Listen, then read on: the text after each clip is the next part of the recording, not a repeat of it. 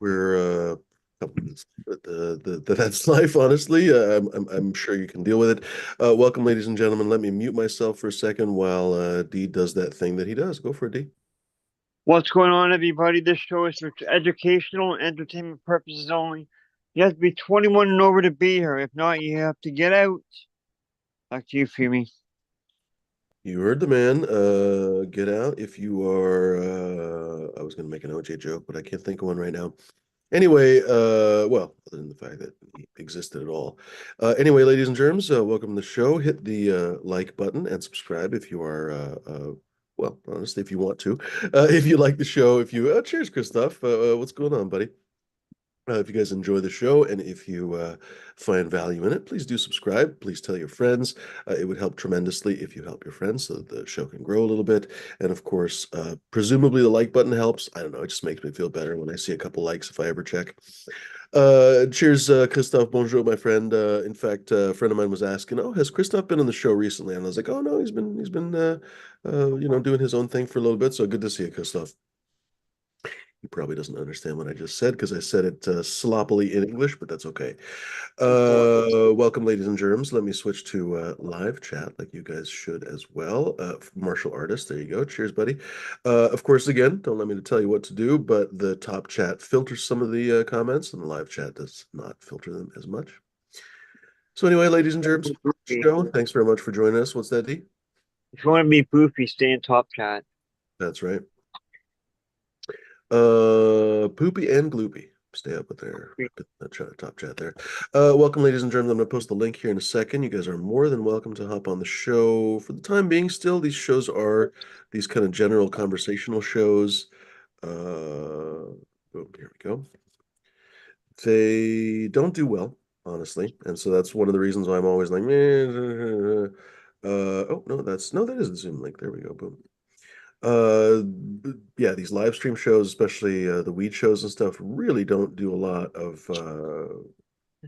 what's the word I'm looking for? Why can't? Oh, because I'm logged into the wrong account. Dang it! I have to switch accounts. All right, I'm gonna have to hand it off to D in a second. Please hold on to your butts. I'll be right back. What's going on, everybody? Hope everyone's having a great day. I'm smoking on McFlurry. Um, Cheers, everybody in chat. Cheers to all you lurkers in the background smoking a joint, doing a dab, maybe doing some gardening, which would be pretty dope. Hope everyone's having a great day. Um, I'm just trying up some McFlurry because it's a little not boofy, it's a little fluffy or leafy. Got my coffee ready to go for the show. Cheers, Christoph. Cheers, everybody in the chat. Martial artists. Everyone's having a great day. What's going on, Smash? Looks like you're enjoying the nice day. Uh-oh. Can't even see anything. Yeah, what's up? Yeah, I'm just putting plastic down. Um, yeah, just trying to get the garden set up. I just put plastic down in the whole garden area. Try to get all the weeds to not grow. I'll pull it off like a day before. I'm like a day before I'm gonna put stuff out here. I'll pull all this plastic up, and the plastic helps keep things like there's a really aggressive local plant. There isn't any up right now, but this whole area is filled with it. I think we've come to the Oh, you conclusion were it's like a showing us last year. It was this kind of cover crop or something, right? yeah. So it gets really thick. I don't mind it, but it's super thick to the point where it's hard to even dig sometimes. The roots are so Hmm. bunched up. Hmm. So I figured if I cover everything that I'm going to use, it will give it less time to actually grow. Hmm. Um, I wonder what people's thoughts are in chat. Pity we can't summon St. Bernard's observation booth. I wonder what kind of different microorganisms you foster with the different materials. Because I know some people swear by the black plastic, like you're doing. Some people swear by cardboard. Some people, I'm forgetting what the other one. Anyway, there's all kinds of different things that you can kind of put down, and it encourages different things to grow. I wonder if anyone knows which one is, oh, for example, leaf matter. That's the other one, just basically smothering it with leaf matter and nothing else.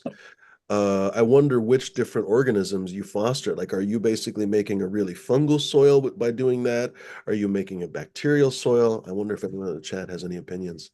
Huh. I Anyone? never thought about it. Yeah, because when you think about it, you must be encouraging different things to grow, right? And so with the plastic, my first thought is, oh, okay, anaerobic, but it's not actually anaerobic. I mean, you're really just covering the soil. So what are you actually fostering? Presumably things that are scared of the light. So maybe Yeah, things less live a little bit photosynthesis. deeper in the soil. Go ahead. Less photosynthesis, I would figure, would bring up more mycelium. Yeah, Just a little bit of light. yeah, I wonder. Um, yeah, I noticed it was St. getting Bernard really would work. warm. If you look at my grass, you can see my grass starting to grow in. So I was like, all right, it's about that time. So I came out.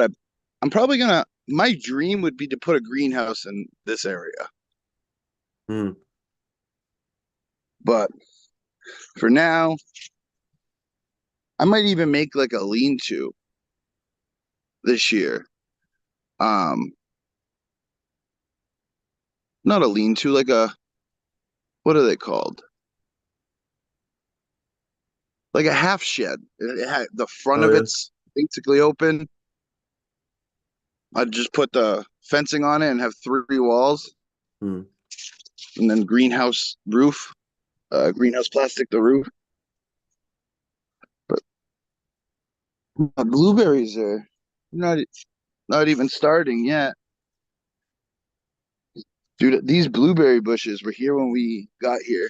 There's one, two, three, four, Hmm. and they fucking produce like some of the best blueberries. That's cool. It's gonna be blueberry season soon. You guys have strawberries? Can't wait. I'm probably gonna start.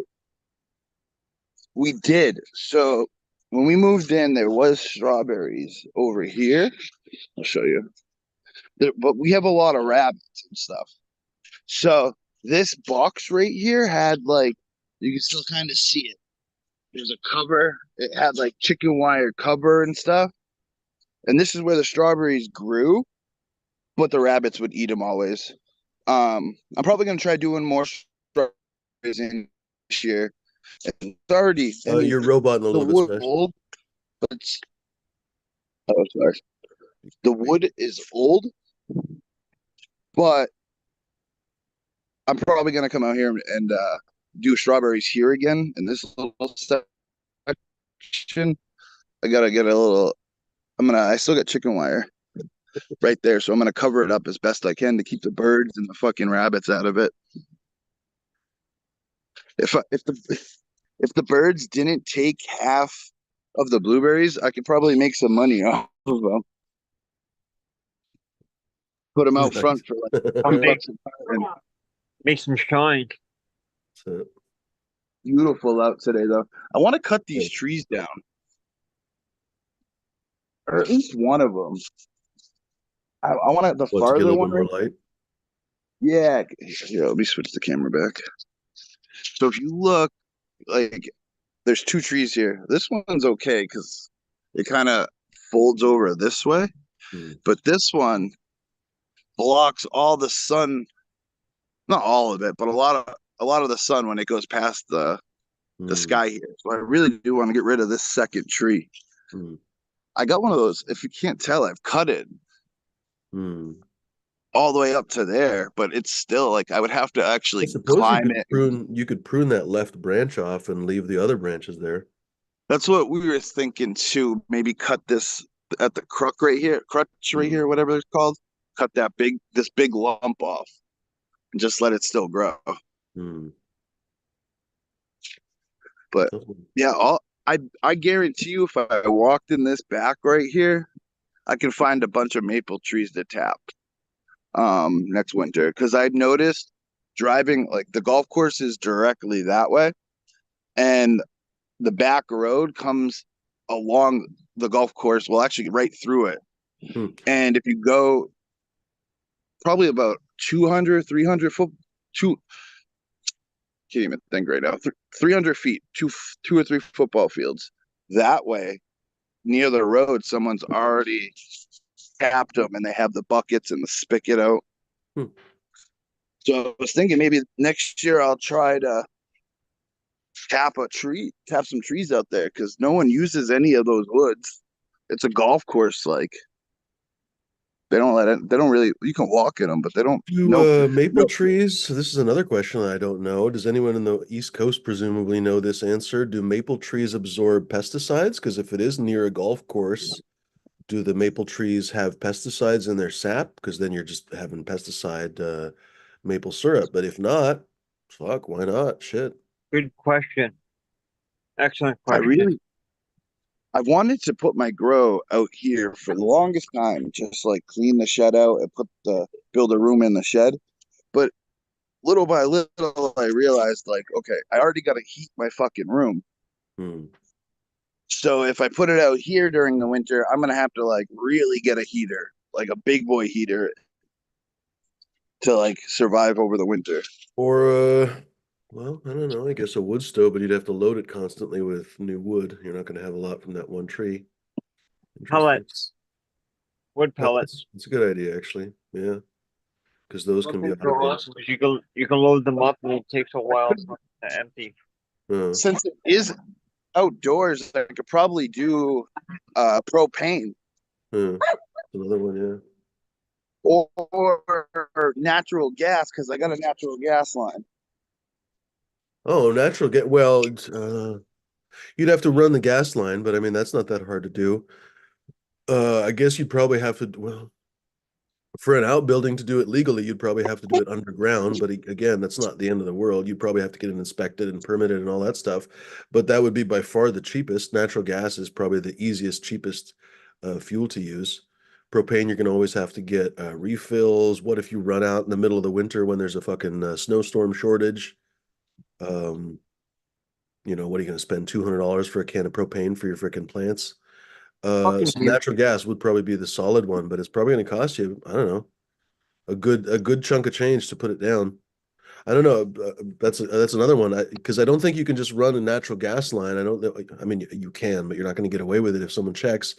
You can't really Yeah. just run a gas line from your what? You don't even really have like gas outs or something. Even if you have like a propane tank or something, there's like what's the word for it? A nipple or whatever. So you'd have to run the hose from that nipple. Fuck, I don't It know. would Maybe prob- it's allowed. What's that, D? More than likely it would be have to be metal. It'd have to be Well, run a with any line right out to wherever he wants to, because Is the ground in case freezes? if it's rubber hose you can cut into it easy, and Oh it yeah, will degrade too, especially if you put it underground. good point. most gas is cast iron pipe, I think. Yeah, Uh, cast iron, whatever. Um, yeah, that anybody would in the definitely chat know? if I ever did do something like that, it's either going to be the greenhouse, and I heat a greenhouse where I can grow year round, or the shed. I build a room in the shed and I can grow year round. Most amazing thing about greenhouses too is that they're so efficient that in the winter you don't really have to heat them as much as you think. Honestly, this is always surprising to me when I go to somebody's greenhouse here in Oregon, for example. I'm like, fuck, you barely have any heaters going. Okay, granted, I guess it depends on the greenhouse. Like a couple of my friends just have like plant greenhouses, not for wheat or whatever. They're just small, so they don't take all that much to heat. But anyway, that doesn't help at And it all. just I sucks just because brain the vomit. plant we grow likes being 80 degrees. Say again. It sucks because the plant we grow likes being 80 Oh degrees. yeah. Well, I mean that's reality. What if we grew coffee or what if we grew orchids or something? We'd have the same problems. In fact, orchid growers are apparently way more obsessive than weed people. They have the freaking environmental conditions down pat with the crazy high humidity and everything else. Um, Very interesting. I've thought about growing coffee, actually. Like they say that there's a looming coffee shortage. There's already a cocoa shortage for cocoa beans. And especially, I've heard that basically all of I mean, there was a big Consumer Reports article last December, I want to say, Oh, about how basically all chocolate has huge amounts of cadmium and lead and everything else. Basically, all the chocolate, whenever you go to Costco or Trader Joe's, that's usually the only place to get good olive oil and avocado oil and stuff like that. But even Trader Joe's and Costco are not above the crappy sourcing for chocolate. A lot of chocolate is picked by slave labor and all this shit. It's crazy. Go for a D. Oh, I thought you were doing your hand up or something. Anyway, so I've thought about growing coffee or chocolate both, like I don't know exactly how much coffee beans I could grow in a small area, right? I don't know how many cocoa beans I could grow in a small area either, but I've thought about it, right? Like I've thought about maybe putting a greenhouse. Like certainly, when I looked up the growing conditions of coffee, they basically say it requires a shady environment in fairly warm to temperate zones, as far as I remember looking it up. And I was like, fuck, that basically sounds like the side of a weed garden. You know what I mean? Like basically some unlit parts of a weed garden. So I was like, fuck, I could totally grow a coffee bush here. So anyway, one of these days, maybe when I think about, maybe when I come back from California or something, maybe I'll try to I've grow a wanted, coffee bush. I've always wanted to do pistachios, like a Right. pistachio tree. Uh, I knew a lady. Pistachios, I think you can grow here. They just take a while. Because the pistachios are from what? From fucking Iran, and Iran gets hot in the summer but cold in the winter. So I mean, The like, thing, it's not a self-pollinating plant. It needs a male and a female. hmm, I fascinating. knew a I knew a lady here in Canada. She grew a couple lemon trees, small lemon trees in her greenhouse, or in her grow room, and That's a one of the rubber most plant. amazing parts of Southern California. I don't know if Bud has any on his old property, but a lot of people will have a lemon tree in their yard, like lemons, oranges, whatever, just citruses, and they just go out and they just pick one. And they fucking if they want lemon with their tea, they just pick one out the window. It's fucking bonkers. And you've never tasted lemon quite like a fresh lemon. Like when you think of a fresh ripe tomato, the same effect applies to every single fruit in the world. And if you've never had a fruit off the tree, if you've had an apple off the tree, if you've had an orange off the tree, a lemon is just like that. It's the richness and the fullness of the flavor is just something else. It's crazy. Or I lime, think they can grow limes there too. Fucking lucky devils. just because a lot of the time the food and like tomatoes, cucumbers, they're all better just because we're giving them better inputs, we're caring about them more. Also, a lot of the big big crops that like farms use are the seed companies have a chokehold on them. I was watching someone today, he had to pay $30,000 for the corn um to grow. And the thing is, if he decided to like not go through the seed company, they'd send someone to his farm, they'd test his genetics, and if it had 1% of their genetics in it, they'd sue him. Yeah, I've heard all kinds of stories about that kind of stuff. It's really quite disconcerting because when you think about cannabis legalizing in the future, they're going to pull the same shit, the same pranks. Just recently, I was paying attention to. I think I mentioned this on the show the other day. By the way, cheers, folks in the chat. Cheers, Atomic and St. Pete and who else in here? Ganja Lion. Pardon me. But if you guys have ever followed cooking, probably by now you guys probably many of you know that I like food and cooking and stuff, and so I've followed David Chang, Chef David Chang, they call him, for years now. Not obsessively, I haven't seen his Netflix specials and stuff, but I basically saw some of his shows and stuff. And no, I've followed him. I think I read maybe half his book and then just kind of forgot about it and didn't read the My Life as a Peach or some shit. I can't remember what it's called. But anyway, I just kind of gave up on it, I think, and read something else. But anyway, dude seemed like a douche a little bit, to be perfectly honest. A little bit. The douche energy was strong, but the content was interesting, right? Like a lot of people were pointing out Bald and Bankrupt for a long time, maybe like a year ago or 2 years ago. I was like, oh shit, I found this cool channel. And people in chat are like, dude, he's like a fucking super sex pest. Sure enough, he's a total fucking douchebag, honestly. But his content was amusing, right? Anyway, so David Chang was a little bit like that. Anyway, Huh. he decided he's got a big a restaurant chain called Momofuku. They've only got like maybe 4 or 5 restaurants, but they're like around the world, like in fucking Tokyo and New York and all this stuff. It's crazy, crazy money. Anyway, he's also got a few restaurant products, basically, or food products rather. One of them is Chili Crunch, he calls it. So a lot of people know Chili Crisp, Chili Crunch. There's like a fucking thousand different names. It's actually the chili and garlic and stuff that's left over after making the hot oil that Chinese restaurants make. Every single Chinese restaurant pretty much makes their own hot oil. The super cheap ones end up just buying it. But almost even your mom and pops, all of them, they make their own chili oil. And for years, they would have this leftover chili crisp that they didn't really know what to do with. And the family would eat it pretty much. Well, basically, Momofuku, he's all about turning like family food that he grew up with into like a restaurant food. So he made it a product. Well, so did every other motherfucker on earth because they realized it was a good product a bunch of years ago. There's a ton of fucking chili crisps out there. So this fucking guy the other day apply the balls on this guy. He didn't even have the trademark. He had a trademark for something else. I can't remember what, a related name, but he applied for the trademark for Chili Crunch and simultaneously sent cease and desist letters to basically everybody and their fucking uncle that makes any kind of chili crisp, chili crunch, chili whatever the shit, to basically capture the market. And everyone was like, you fucking fuck, the balls on this fuck. And turns out the guy has a little bit of shame because he backed up. But the interesting thing was, I was like, that's exactly going to happen in cannabis. Like, literally, there's some motherfucking twat, and it's going to be a twat. He's going to come on and he's going to basically, it's going to be a dude, probably. It's going to 95% going to be a fucking dude. It could be a chick, of course. There's asshole chicks as well. But it's going to be a fucking douche bro. It's going to be some fucking douche bro, what do they call him? Trustafarian with a fucking car dealership dad. And he's going to claim all kinds of categories in cannabis, and then all the rest of us are going to have to fight with him like dogs. No, seriously, it's going to be a serious issue. I know. Solventless hash, That's hash why. rosin, all these things. You can't fucking trademark that shit because it's illegal right now. Cannabis is illegal. But as soon as that shit becomes legal, one of these fucking and it won't even be someone that actually knows what they're doing. Like, I don't know, what are They some jump of the on the hash net. companies, Soil Solventless or whatever, 710, all these, whatever, the companies in Colorado, none of them is going to get it. It's going to be some fuckface in New York or something, right? Some third generation Gerald Forbington the fourth fuckface.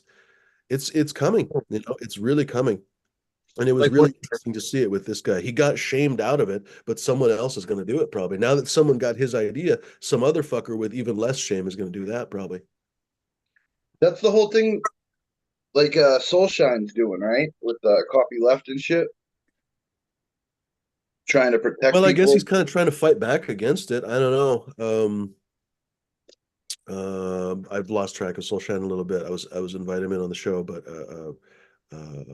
anyway, so I've lost track of what he's doing these days. But I think that was the idea that he was trying to protect against strain patents and stuff like that. I don't know that he was talking about specifically, although that probably was in his wheelhouse. I don't know that he was talking though about like names, like I said, trademarks and stuff. I don't think I ever remember hearing him really talk about trademark law and stuff like that. But anyway, it's going to be really interesting to see this kind of stuff. For example, the copyright on the first version of Mickey Mouse expired recently, and Disney didn't want it to expire, but it did anyway, Earlier because the something law like is the law. What's that? Yeah, I was talking about that a while ago. The Steamboat Willie, basically, the Steamboat Willie that. version of Mickey Mouse is now in the public domain, specifically only the Steamboat Willie version of Mickey Mouse. And the distinctions are so tight that apparently like people just shouldn't mess with it because Disney will fucking come after you. But Disney still controls the entire Mickey Mouse franchise basically through trademark and copyright law, essentially. But the trademark, from what I understand, is the more, I'm not an expert in this kind of stuff, but I've been reading about it for a couple of years, and it's very interesting to see that, like, how do I put it? It's not what was intended by the copyright and trademark laws. Oh, look at that. North Star's coming on. Wonder what he has to say. Maybe he's a big fan of Mickey Mouse. Probably has an Feels opinion feels about the jolted to see it. trademark stuff. What's that, Smash?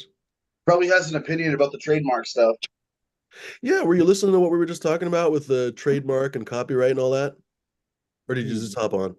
I just got on here. Oh, I was talking about how I was worried about, I don't know, I don't want to repeat the whole story and bore everybody, but this famous restaurateur, we'll just call him David Chang, was basically trying to claim he was trying to claim a trademark for something that he hadn't actually gotten the trademark for yet. He applied for the trademark and essentially simultaneously sued everybody that made chili crisp. I don't know if you know what chili crisp is or No. chili crunch, but imagine somebody when cannabis becomes legal, some motherfucker that makes hash rosin just decides to claim the trademark for hash rosin. And then everybody that makes hash rosin around the country, or maybe even around the world, gets a cease and desist notice from that guy that doesn't even yet have the trademark. I feel like that kind of stuff is coming, you know, like, Well, the trademark is for specifically for logoed, branded things within a certain segment of business. So, I mean, they couldn't per se ban hash rosin, but they were to trademark the word hash rosin like in their logo, then they could do it by saying you're trying to infringe on their logo.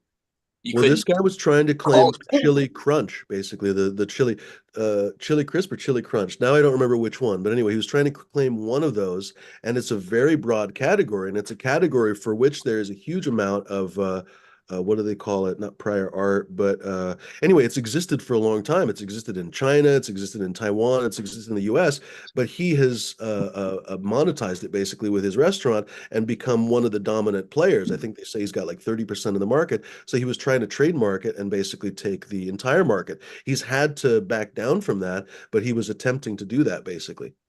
Yeah, well, I can see you could own the name or something, but the actual product itself, if it's somebody else makes the same product and just calls it something different, I think they'd be fine. It's not a patentable product. So, Oh my Well, but God. what he was trying to do, at least what people were discussing, and of course that's up for debate, but what people were trying to say is that he's going to basically crowd people out of the category, and people will have to call it all kinds of other things, which will cause consumer confusion, basically. Like if a customer walks up to a grocery store, let's say, and sees a bunch of bottles of something, and one they recognize the name, oh, Chili Crunch, and then the other one says Chili Cradoodle or whatever the fuck, they're less likely apparently to buy those products. And so yeah, the same thing and will apply. Like that's if you how can call it um, swished hash or something, because that's not trademark. Go ahead. Q-tip, Band-Aid, Sriracha sauce, all those things are like that, where those names are trademarked. I'll go to the store and buy generic brand equate Band-Aids, but call them Band-Aids still, Hmm. even though they're just, bandages. Hmm. Q-tips, they're cotton swabs, but people call them Q-tips. When So you you might search have something, you just say more like that. Google. Yeah, what's the name for that? What is Dude, I lost my microphone. Son of a bitch. I know, like for like Sriracha, it's the name of Mhm. I think they used for the name of the chili peppers, the Sriracha peppers. So I'm not sure how much like something like that would be just the matter of how they do the artwork for it, or if it's the actual words. Gosh, that's a really interesting story too. I'm not, that I don't know the answer to that if the Hoi Fong dude actually tried to trademark Sriracha, but now basically because the dude screwed up his business relationship due to greed, he essentially has given up his monopoly on the Sriracha market. So Hoi Fong Foods basically has like three products. They have Sriracha, they have sambal, and they have like garlic paste, whatever, chili paste, whatever. The other two products are like literally 5% of their business, and 95% is the sriracha, basically, that everybody knows. I've recommended that fucking sriracha on this show 100 times. It used to be my ketchup for years. I've literally that company spread by word of mouth. It's a really interesting story, honestly, because he spread by word of mouth, never advertised, nothing, and the guy became a billionaire. It took him 20 years because I mean, let's be honest, nothing good is ever fast, but it took Yeah, him like 20 years to get there. But he was a freaking billionaire. Those cats are arguing about sriracha I right now. know what's going on here. Anyway, Back of me in he the back of the head. he got there basically by the strength of his Aw. relationship with Underwood Farms. Basically, Underwood Farms is one of the biggest pepper growers in Southern California. And I guess they're really good at it. They're really good at growing fucking peppers. And they had a particular selected variety of jalapenos, kind of like, weed farms will basically go through their own seed stock, and they'll basically select their favorites. They basically selected their favorite jalapenos. And by the way, they're very different than the ones you can get at grocery stores. They say that grocery store jalapenos have been bred to be basically bland and uninteresting. That's one of the reasons why when you grow your own, they're suddenly super fucking spicy. But when you get them at the store, they're, basically like fucking bell peppers. There's a ton of different varieties too. Well, they're selected. They're not even necessarily different varieties, but they're basically selected for that kind of banality, basically, so they sell better, I guess. I don't know. It's whatever. It's a fucking grocery store thing. I'm not a grocery storist. But Underwood had a selected variety that was exceptional, that was really red when it was ripe and really flavorful and was super high sugar and everything else. So Hui Fong basically had a handshake agreement with these guys for fucking 20 years. And suddenly, out of nowhere, he basically decides to mess up the handshake agreement, and basically I was reading about this a couple years ago, and I kind of don't remember the story. The story was that there's the jalapeno shortage in Southern California. That was bullshit. Basically, what happened was, in a screaming match in one night, apparently Underwood Foods and Hoi Fong basically went separate ways, because Hoi Fong wanted to charge Underwood, like, no, he screwed them on several $1 million. I think that's what it was, like a whole harvest he didn't like. I'm forgetting the details right now. But anyway, as a result of that, he didn't have product for like 6 months because he couldn't get good enough peppers from anybody else. And Underwood decided to go on their own. And then all the restaurants and freaking hip grocery stores and everybody else that had this Sriracha as like an end cap, like a big thing, they were like, fuck, we're losing our Sriracha money. So they started to buy any Sriracha that anybody was making. And so overnight, instead of Hoi Fong being the one Sriracha on anybody's shelves, now everywhere you go, there's Kikkoman sriracha. Yeah. Tabasco has a really good sriracha. There's one from Colorado, from Idaho, Sky Foods or some shit. There's a bunch now, and not to mention Underwoods also sells their own. And Hui Fong, he must be fucking hurting like crazy. What an asshole! Like, he ruined a perfectly good thing. Anyway, it's such an interesting story. Yeah, Yeah, and I've I been don't, loving I don't buy that shit anymore. I've been loving that shit. We used to cut culinary school. We used to do whole entire trays of it when we were doing this back of the house. Seriously. Baked chicken and just squirt it all over the chicken, I toss it fucking love that stuff. Yeah. as it was. Just can't beat it. Simple and It was tasty. an amazing sauce. Yeah. And by the way, they've changed their recipe because now they can't get those good peppers anymore. And a lot of people say that it's a more sugary, syrupy version. I haven't bought a new Like bottle of the new Brussels, stuff. What's that? like Brussels sprouts. Brussels sprouts have been selected to be better now. Yeah. Roast them off. So they get a little bit of brown on them, nice and roasted, and just half sriracha and about half honey mixed together well, and toss them in that. Fuck yeah. Oh my God, I can eat a whole bowl of it. It's so Oh, good. wow. That would be good. It's like sweet, tangy, spicy, and then it's just the green, earthy Brussels sprout really comes in good.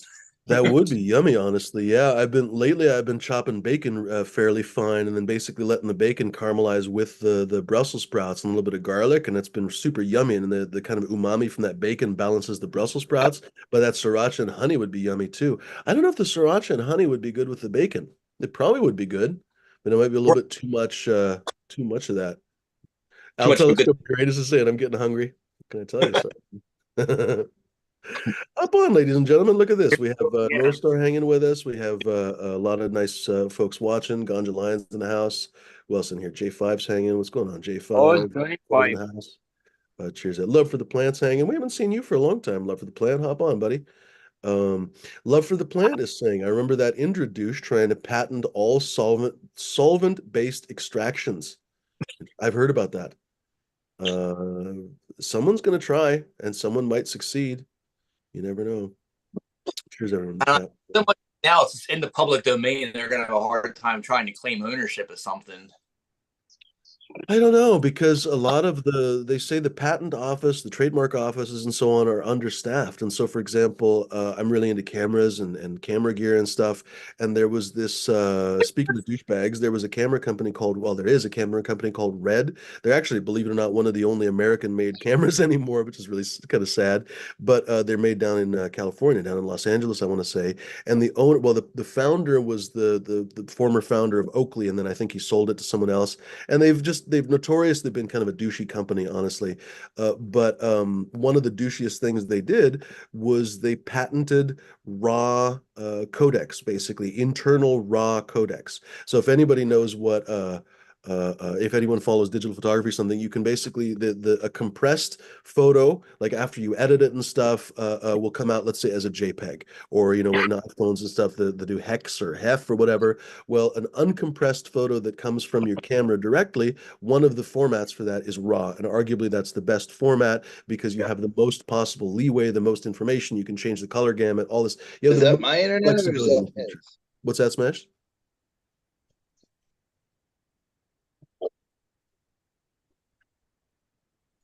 What is going on?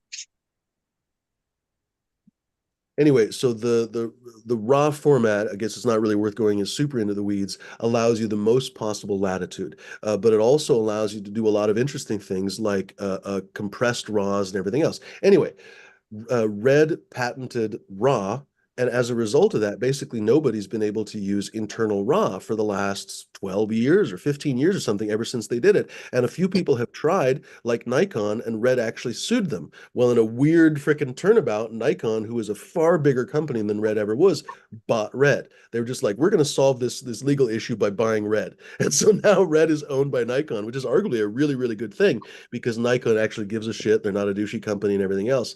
And they make wonderful optics and so on. But it was a really interesting situation where a little company was essentially being a patent troll and dominating the market. Like Red probably sold less than 15,000 cameras a year, like almost certainly less than 15,000, probably less than 10,000 cameras a year. Whereas Nikon is sending 100,000 cameras or more a year. You know what I mean? So it's absurd that a little producer like that could own RAW, but they were dominating Canon, Sony, Nikon. Canon had a special deal with Red, and Red basically clearly made a deal with them where Red obviously didn't have lenses and stuff of their own. So they licensed the camera mount from Canon, and Canon got the raw internal raw codecs basically as a payback basically. But nobody else. The fuckery that goes on. It's probably very nerdy what I'm talking about, but my point is like they're just using technicalities to create barriers to entry for the market, right? So making it difficult for people to have internal uncompressed photos and on and on and on, making it less likely that a consumer will buy that product. And that same kind of fuckery will happen in cannabis, I think, where people will patent or copyright or basically lock away certain categories so that people will have to go around it, and it'll just make it that much more difficult. People will patent organic cannabis or something. And so if you want to call yourself organic cannabis, you're going to have to jump through hoops. It's going to be fucking annoying. I don't know. We'll see. Cheers, Smoke Sense. Got some difficulty I'm gonna with it. patent smash a logo, and it's gonna be in the name. It's gonna say organic cannabis. There you go. And everyone will have to pay you See if I freaking. can get that trademark. That's it. Everyone's gonna have to pay you royalties. You're gonna be a millionaire overnight. 10 cents. Fucking hell. Jesus H. Christ. Cheers, Salt and Sea Seeds. Good to see you. If I ever do an event, I'm gonna make my big signs literally gonna say organic, no BS, and then the table is gonna say my name.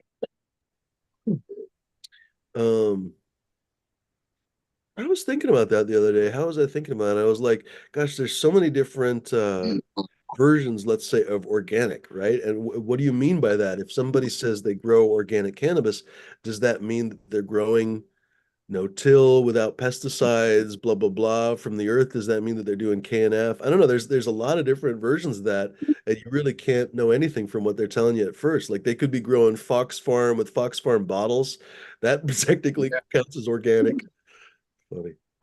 Um, I think yes, I think it comes down to the inputs, honestly, and soil. Like you can't have organic hydro. You can't. It's You always pretty hear much people say soil. that you can, but yeah, I disagree. In my opinion, organic is when the ecosystem is basically working as a whole. The word is kind of dumb because the word is doing double, triple, quadruple duty, right? Because it honestly doesn't have anything to do with how you grow, but that's just the word we picked for growing. In Europe, they call it ecological, I want to say. That probably would have been a better name, honestly, but whatever. Yeah, like the microbiome has to be functioning. That for me is what organic is. Cheers, Nick. Cheers, Which- Euclid. It kind of only really happens in soil and maybe cocoa. Water too. I guess the ocean has freaking organic processes, so you could probably do Yeah, if you're like using aquaponics. I straight bet you. fish poop, you Yeah. know, a little bit different, but it's a lot harder to instead of like having a soil ecosystem. I'm honestly surprised I haven't seen anybody try to grow cannabis like with a fish pond or some shit. I've seen people do, the whole aquaponic thing with fishes. This one fucking guy on here that used to do that. But I've never really seen like a koi pond next to a fish farm and just kind of going back and forth on them. It's a pity because I know somebody with a really nice farm, but they're boomers and not really into cannabis. So I'm like, God damn it, it'd be perfect if we could just put a cannabis plant right here and just slosh a little bit of water from the fish over on it. But so it is. An old nursery I used to use had aquaponics setup where they had a koi pond. They had a lot of their plants in the same area, watered by that, but they weren't Cool. in their nursery. But they had a lot of stuff growing. They all looked healthy and happy. That's for sure. It'd be fun to do. I've always wanted to make a cloner that's a fish tank. I've said this That's a a great million idea. times in the Yeah. show, remember? I still want to do it, but I gotta figure it out. It's a lot Fuck, different. now I want to do that too. Holy shit, that would be fantastic. Why have I never seen that before?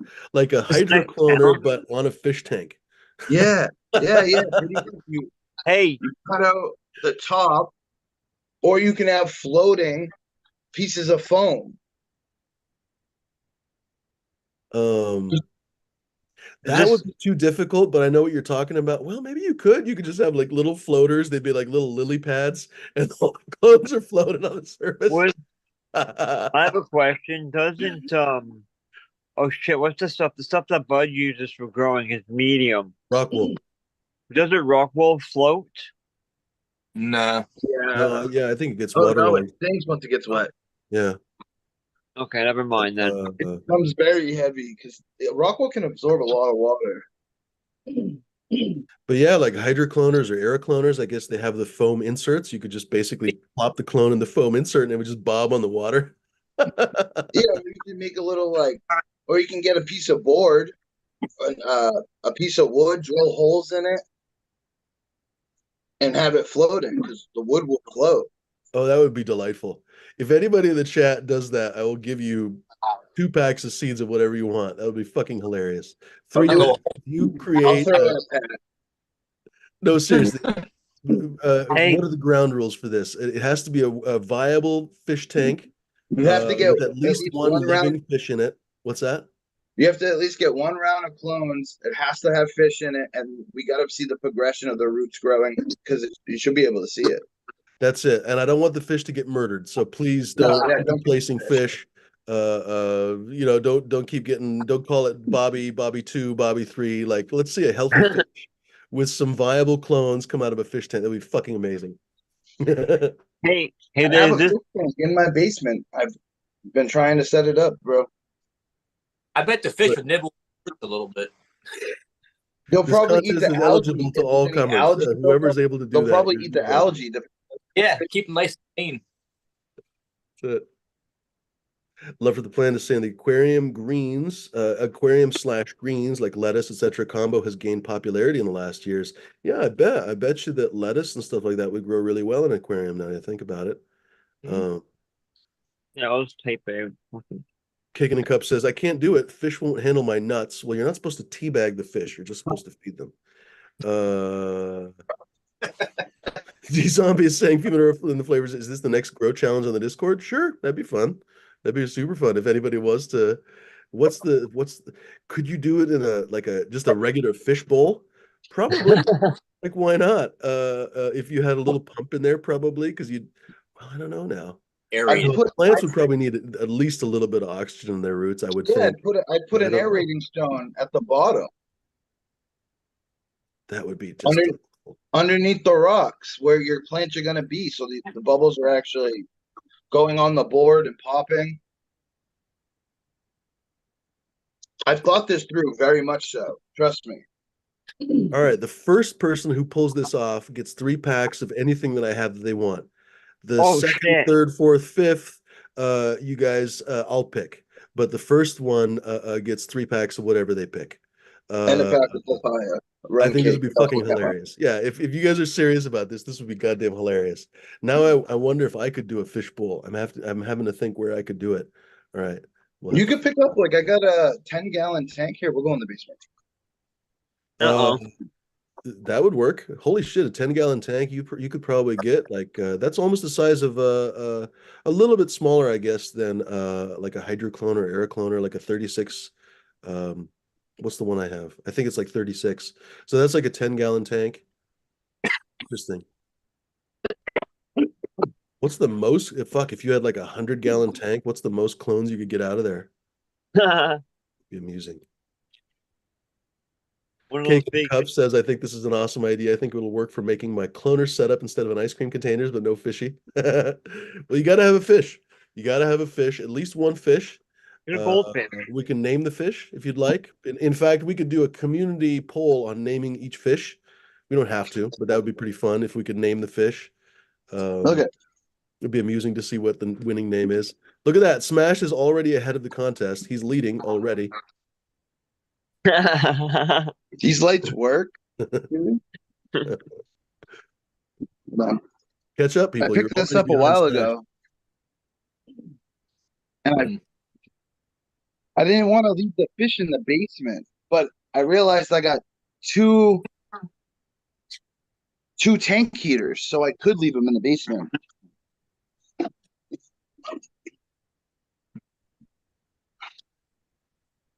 Just gonna post on Discord. Who's up for a fishy grow off? See, I even got light.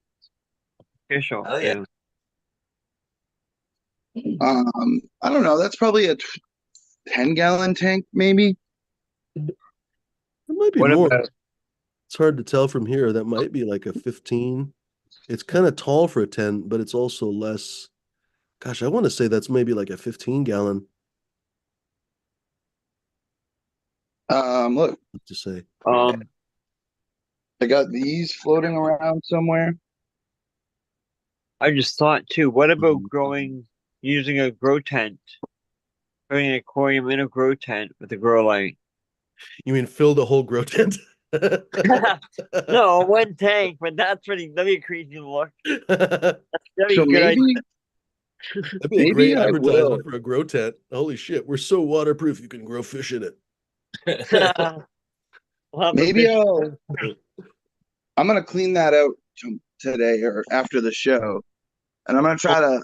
I gotta find rocks. I have them somewhere. I might buy some new ones. I'm gonna set this up and get it going. You should I know- definitely a smash. You should definitely put water in it and let it sit for 24 hours just to make sure it doesn't leak on you. Yeah, well, yeah, of course. I don't think it's gonna leak. There's no cracks in it. Just looking out for you, man. Yeah, Um, true. and it came with a fish tank top, so they were using it as a fish tank. Um, I think I'm gonna put water in it, and just I gotta find a fish that doesn't mind being in colder water. You know what I mean? Because I can put a heater in there. I have two of them floating around somewhere. Well, those That heaters are pretty good. Yeah, like you can keep that temperature up to goldfish temperatures easy. Yeah. is my camera really dirty? Oh, it is. Hold on.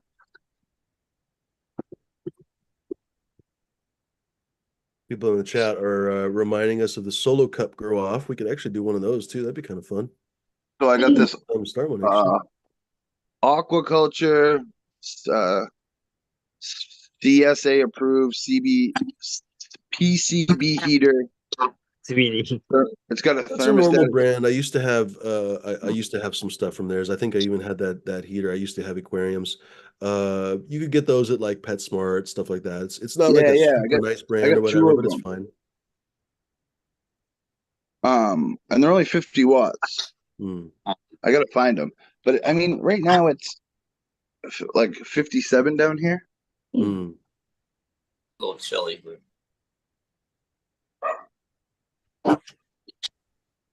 Yeah, I told you, I've really been planning on doing that. That's like something I've thought about for a while. It'd be fun. Let's do it, ladies and gentlemen. I think that'd be super fun to do cloning in a fish aquarium. It'd be super fun. And there's so much of the, people are always talking about regenerative, this and that. My There's so tent's much better be waste, turning When on you in the think next about couple actually minutes. regenerative, that's what it would kind of look like. Actually having a fish tank that feeds itself and feeds the fish and feeds the clones. I think that would be far better. What do we got? What's Stabby Chase saying? Oh, he's got a picture of Morgana V2. Look at that. Oh, well, right Awesome. on. Why does that? Oh my God, can't do anything with this Zoom. Hold on. I guess it's because I'm using my small computer. On a V2. Nice looking, Debbie. Yeah, man. Oh yeah. Debbie's down in Southern Oregon. I should go visit him one of these days. It's a beautiful part of the country. I had one that kind of looked like that too, Did you? with like purplish on the tips of leaves and yeah, real crystal. Yeah. Sweet. Yeah, Hi, Morgana Jeff. has Similar looking bugs. yeah. Hey. I like it a lot. Martial artist says I came up with a dorky idea, and there's a part covering this to make a trout tank with river. Fuck, why can't I see this? Dang it. Oh, Marshall's in the chat. Hey, Marshall, look what I'm There we going to be go. doing. With river run with filler. So I came up with a dorky idea to make a trout tank with and river run with filler filling container pool at. Oh, it's a hell of a sentence, Marshall. With filler filling container pool at top with a chute, the water flows out like a little river. Marshall, text us if you're having a stroke. A medical emergency. Marshall right. makes these. It's a mushy chocolate. Oh, no shit. Al Telescope Arena says, I know a grocery store that has fish tanks with the floating foam for cuts. They always got them in there. That's a wonderful Oh idea. wow. Holy Oh, shit. Yeah. Door stars impressed. Fuck yeah, that's wonderful. That's delightful. I'll be taking some of these on 420. What are those? Oh, mushrooms? Mm-hmm. Right on. Oh. Shout out Marina Family Farms for driving. Right. Somebody's got to drive when you're on mushrooms.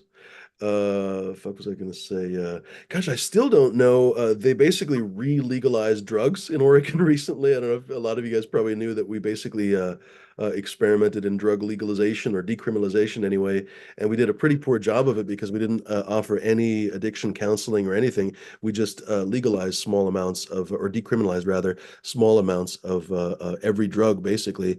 Well, in the re-legalization, criminalization, I guess, of it because it went so badly. I think mushrooms got swept into it too. And so I've been asking people, I can't get a straight answer from anybody if mushrooms, psychedelic mushrooms specifically, have been recriminalized or not, because we had a couple laws recently that opened them up for medical research and also home grow and everything else. And basically every grow store and stuff you see these days has mushroom kits and spores and whatever. Yeah, same here. Not legal anymore. What's that, Jeff? Same here in Colorado. Not Oh, here. same in Colorado? Mushroom kits, yeah. Not. Kits.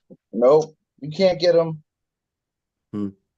Yeah, Massachusetts that would be is a crappy still. oversight, honestly, because a lot of people were really, I think, getting a lot of benefit from that, And how do I put this? Like everybody kind of scoffs, like, "Oh, if it's illegal, just don't get busted." But that's fine, except for if you're in a divorce or a custody hearing as a divorce, like that brings out the worst of the worst of the worst in people.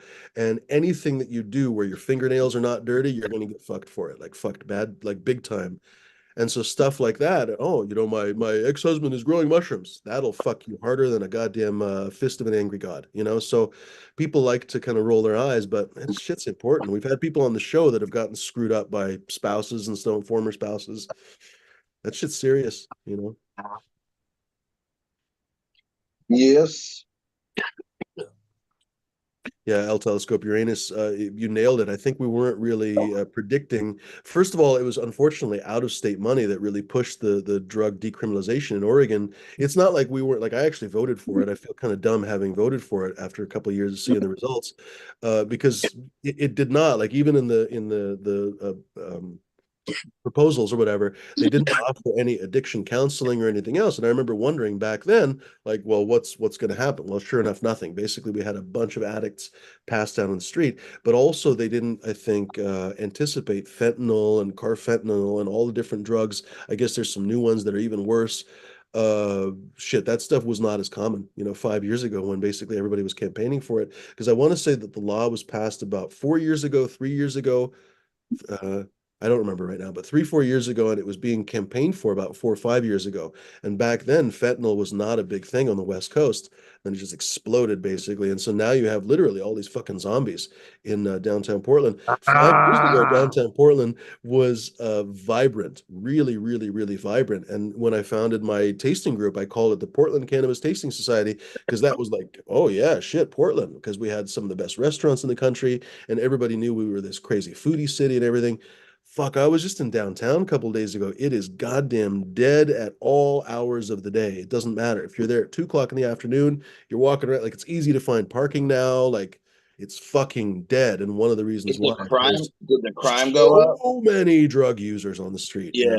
Normally, a lot of that when the drug addicts can hang out and the cops freely let them hang out, the crime goes up around that area And always. the Portland police was on a weird, like, they've kind of stopped it, but they were on like a 2 year silent strike, basically, where they didn't prosecute any crimes under like $2,000. So if your car got broken into, if your shop got vandalized, if the windows of your store got vandalized, you name it, they didn't fuck it. They just didn't do anything, basically. I've had people got in hit and runs, whatever, and the cops just like, yeah, okay. Here's a Just they didn't want to form. file the report, nothing. It was like 2 years for that. I seen people. They're like, "Oh, you got to go online and fill out a form for Yeah, like an heard that accident too. hit and run." Yeah, I'm like, yeah. "What?"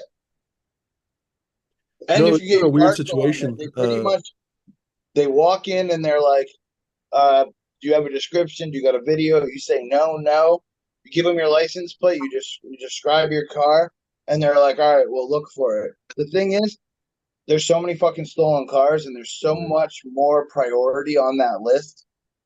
They do look for it, but it's not high on like the list. Obviously, like a murder case or whatever, or a shooting or a robbery. It's a weird It's her- situation. Yeah. And They drop honestly, Portland has gone in upside the down. cleaners and shit after they get arrested too. Yeah. You know, Yeah, well, the thing with the car theft too is like it's a oh, weird line where insurance covers it a lot of the time. So it's not like it's like a corporate crime almost because I mean, yeah, but a lot of people the have deductibles, and that's only if you have comprehensive. A lot of people don't have comprehensive and stuff. And not only that, but the amount of broken windows in not only downtown, actually around Portland, it's really quite disconcerting when you go around town. Almost every restaurant these days or business either has a broken window that's been boarded up or it has had one. No, it's fucked up. There's a really good Chinese restaurant that I love on 82nd and Burnside, I want to say, or 82nd Gleason, Fortune Luck Barbecue. This really young chick basically opened it up and it's fucking amazing. The food is incredible. And I drove by there maybe 3 weeks ago and I saw the fucking entire front of the restaurant was boarded up. And I was like, fuck, they closed already? No, someone just broke their windows. And now 3 weeks later, they just still have it boarded up because they probably realize those windows are you too might as well expensive. not Yeah, just put a sign out there say we're open yep, still. that's it. That's all they do now. And the like people Jay won't Also, go there. They Silent still go there. Bob. I will I say make clerk. this: Freud. I live in a city, but it's a smaller city, and I think like that shit wouldn't fly in like downtown. You know what I mean? Like If someone broke a window in downtown, the people would be out there beating their ass, and then the cops would be out there probably beating their It ass. happens in the middle of the night, you know what I mean? It'll happen. It's basically somebody who's drugged out of their fucking skull at 2 o'clock in the morning. And it didn't used to be that people had, like in San Diego, in a lot of places in Southern California, people have bars on the windows, or businesses have the grates that come down, you know. Yeah. Up in Oregon, we don't have that shit. It's always so jarring when I would go down we would visit my step aunt or whoever the fuck she was down in San Diego or National City, and It all looks like the the houses world's are on barred. I'm lockdown. like, dude, it feels like a jail cell, right? Yeah. And it's to keep out criminals. It's so freaking bizarre. We don't have that here, but guess what? Now because we don't have that, everyone can break your windows super easy.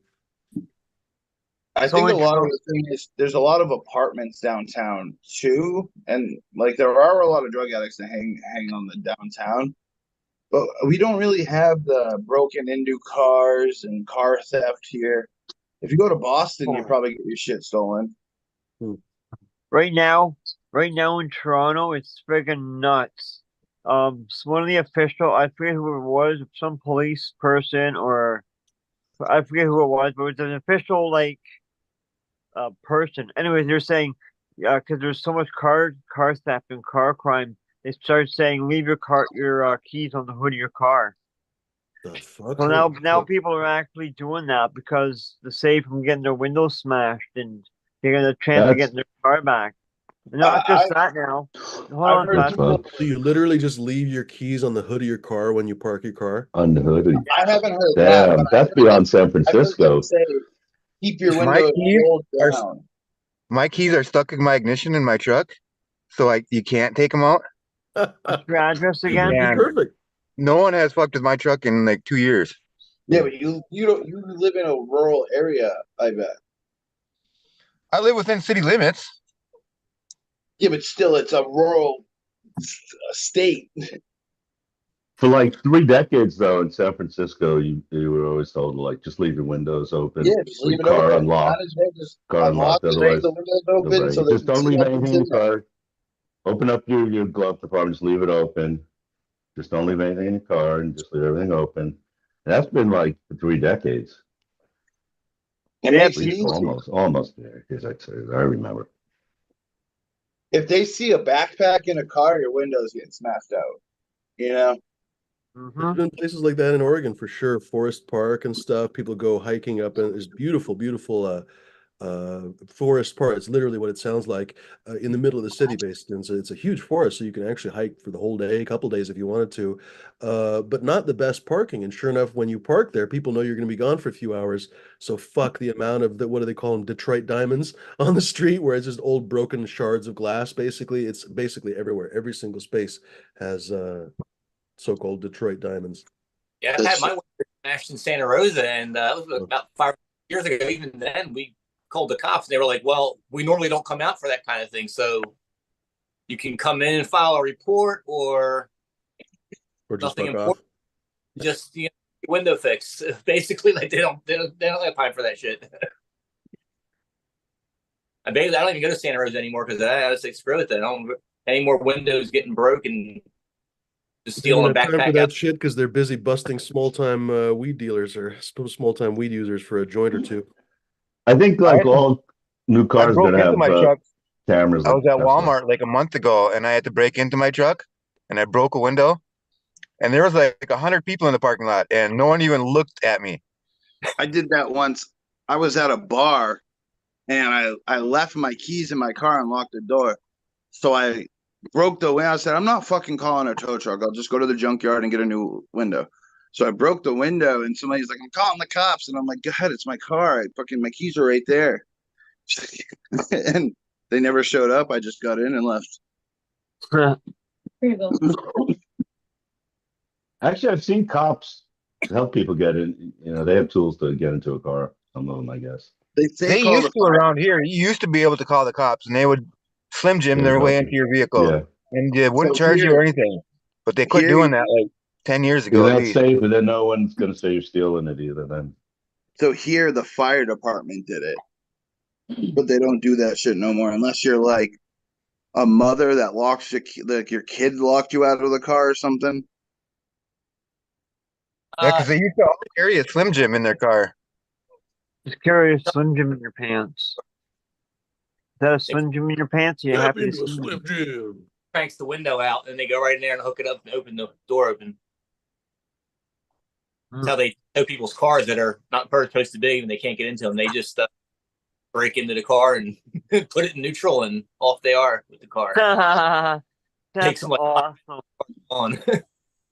Dude, I really think I caught that hermaphrodite before it hit hard. That's a good Good question. job, That's a good question hardcore. for Joel.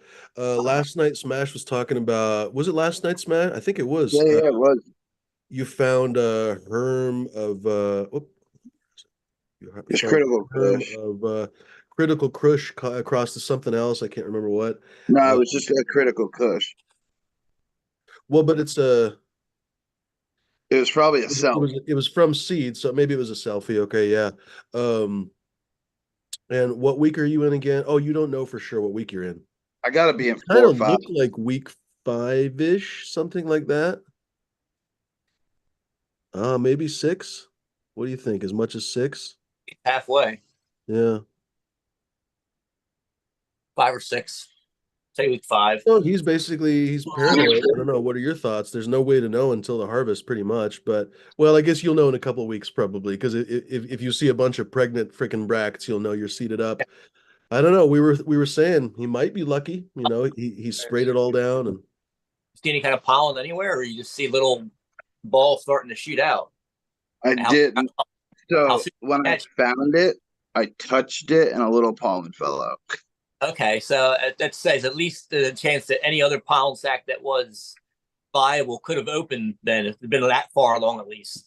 So Yeah, pollen could have fallen over the course of the night or while you were in there before you noticed it.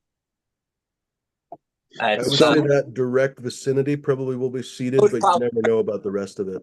And blowing on it and lots of circulation, more likely the pollen's going to stay kind of localized to that area right there. If it's just a rather chill airflow in that room, not going to go too far without being manipulated, like pushed around or blown on or something. So yeah, I also took some distilled water and I Yeah. sprayed it down.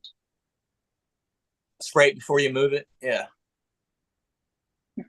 And then I sprayed everything down last night, trying to heat Well, up a little bit.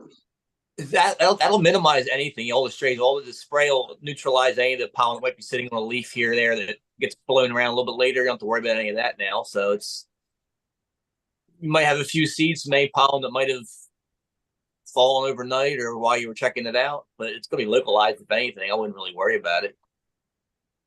You seem like you caught it early enough. Wasn't spitting pollen all over before you chopped it down, so should be all right.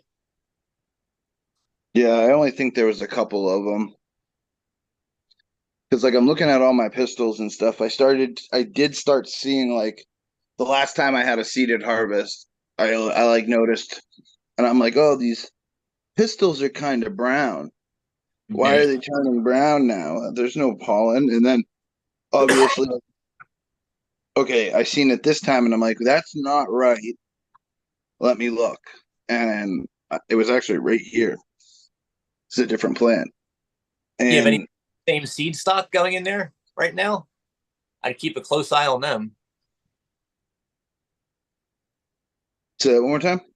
Do you have anything else from the exact same seed stock growing in there right now? Any more of the critical kush? Yeah, good question. No, it was just one. Just the one? Okay. Arguably what you just experienced is one of the reasons why I think Joel and many people are a little bit biased against feminized seeds, especially so-called S1s, basically when they crack something desirable against itself. When you think of like, I don't know, gambling or something, how many chances you have to win or how many chances you have to lose, let's think of it kind of like gambling in terms of genetics. So if you had, let's say, a critical kush in this case, and we'll just assume for a moment, I don't know this, but we'll just assume for a moment that critical kush has some instability, some hermaphroditic instability traits, right? Somewhere in the gene pool. Well, if you were to cross critical kush, this again, we're making assumptions. Don't anyone jump down my throat over me accusing Critical Kush. We're just pretending for a second that Critical Kush has a problem. If you cross that to something else, let's say a strong father that you know has a good genetic stability, and then basically the progeny is going to have that really lovely F1 stability, you're probably only going to have, let's call it, a 1/4 chance. We're just fudging numbers for a little bit, but a 1/4 chance of genetic instability because you have that unstable parent, probably from Critical Kush. One of its parents probably had some instability, and then you're crossing it to something that is stable. So realistically, out of 100 plants, probably only 25 plants are going to come up with that unstable trait, realistically. If, on the other hand, you were to cross it to itself, you're basically doubling it up, and you're probably going to have something like 66% chance that you're going to have that genetic instability, as much as maybe 75% chance. So basically, 3 out of 4 plants are going to have that same genetic instability trait, and you're going to basically run into that same brick wall every single fucking time. 25% of the time, if you're lucky, you're not going to have an unstable plant. Right? I mean, am I way off on this? It's a little bit interesting when you think about it. A lot of these things, I've been saying this on this show, that a lot of these desirable plants were found and not made, and the parents may have undesirable traits that you don't really want to pass on. But by doubling up those traits, you're doubling up the desirable and the undesirable traits basically in the progeny, and that's one of the reasons why the progeny are always garbage. Mm-hmm. And basically, when you have a plant like that that's found and you're working with it, you're at a starting point. That's not like a project. Yeah. That's like the thing you're working with. That's what we're starting with. That it's going to take many crosses of that to, you're trying to look for a certain trait while keeping stable. So you might have to go several hundred of them and pick the 25 that are the most stable out of those to keep working back and trying to make it stronger, more stable, while retaining all the things you like about it. It's not going to be exactly where you're going to cross at once, because this plant is great, and cross your one great male you have, and you have a great cross, because it's like you said, it might be great, but it might be very unstable. So you're going to have a large, even if you're even 30%, if you're selling seeds and 30% of them are hermed out, you don't want to be selling that strain. Obviously, you need to do more work to it to try to stabilize that and lock that down. So you have a lot of people out there that have the one strain. No, exactly, they'll S1 it to themselves. So you even have half of them come out like crap or more, and they don't understand why. It's because you don't know what went into that plant. That plant was just found by somebody that made it by accident, and all of a sudden you have a cut of it. That's you have a lot of these clone nurseries that sell these clones of all kinds of stuff that they didn't breed or know what they even are.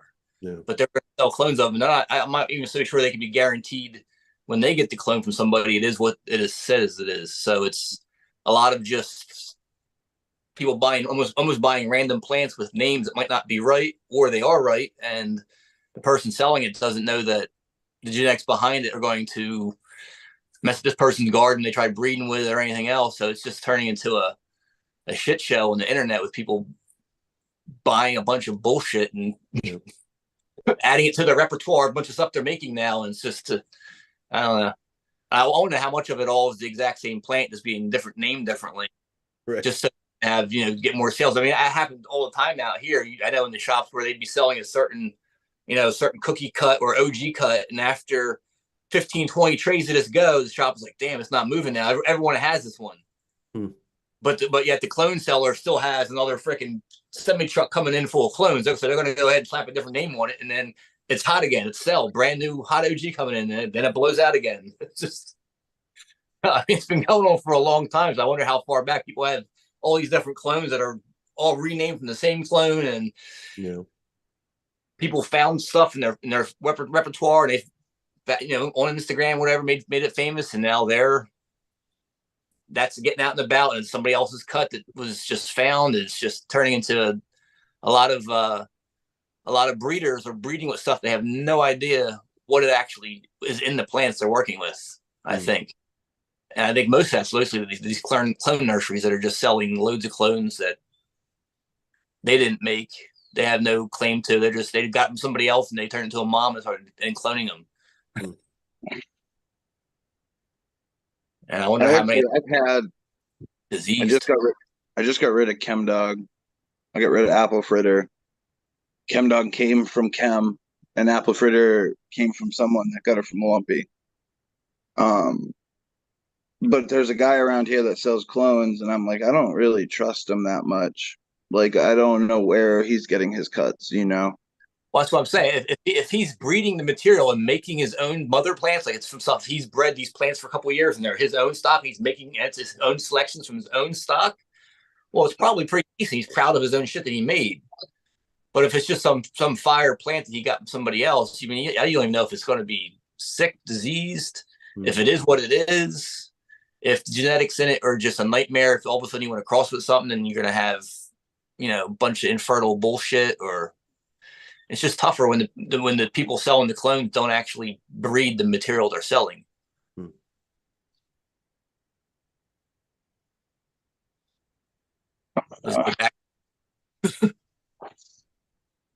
Oh, Al was asking what's in there, Smashed. So I got rid of that critical kush I had. This is my cross right here. It's the Chem Dog, the Chem 91 Calio. There's 3 different plants in here. Right here is another one of mine, Papaya Rum Cake, the Chem 91 Calio. Frosty. Down here, this is Larry Legend's Strawberry Apricot to Purple Punch.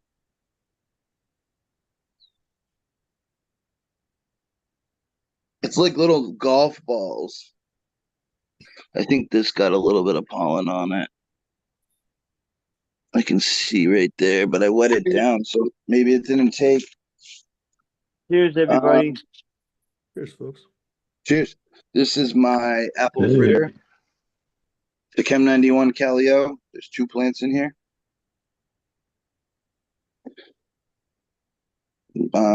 This is a Wilson Otter Pop. It's a weird color, like it's like a lime green color. And everything else in here looks great. This thing looks like it looks weird. And it's flowering super late.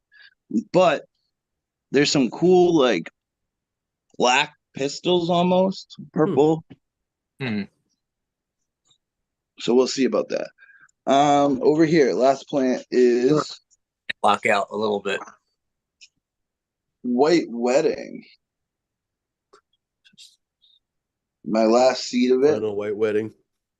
This one's actually super frosty. So I hope it turns out pretty good. Those then, sorry. Over here, just 2 auto flowers planted of the grapes. Just kind of chilling. Then I got a. So hold on. I don't know what these plants look like. It got really cold here and they stopped drinking water. I stopped. I got a water today, actually. Yeah. Okay, they're actually dried out. Yeah, these are wilted. I've been waiting for them to dry out because they were giving me some problems. In here's another Wilson Otter Pop.